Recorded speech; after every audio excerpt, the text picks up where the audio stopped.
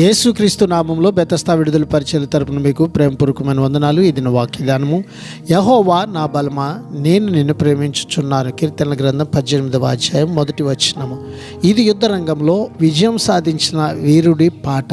అతడు యుద్ధాలు చేసినది యెహోవా దాసుడుగానే కనుక ఈ విషయాల వల్ల కలిగే మహిమ అంతా యెహోవాకే అర్పిస్తున్నాడు.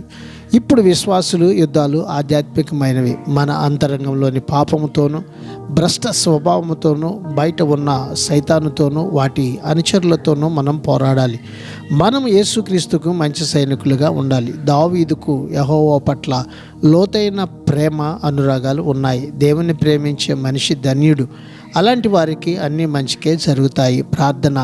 మహాగణుడ, మహోన్నతుడా, జీవాధిపతి, మా మంచి యేసయ్య, నీ మహాకృపను బట్టి ప్రేమించి మరొక నూతన దినాన్ని మాకు ఇచ్చినందుకు నీకు వందనాలు, స్తోత్రాలు చెల్లిస్తున్నాం. మాకున్న బలము నీవే అని, నీ ప్రేమలో మేము పరిపూర్ణులుగా మారి ఉన్నతమైనటువంటి విజయాన్ని అనుభవించేటువంటి కృపని ఈ దినమున ఇదిగో ప్రభువా, నీ ప్రజలను మాకు అందరికీ మీరు దయచేయమని యేసు పరిశుద్ధ నామంలో ప్రార్థించి అడిగి వేడుకుంటున్నాము తండ్రి. ఆమెన్.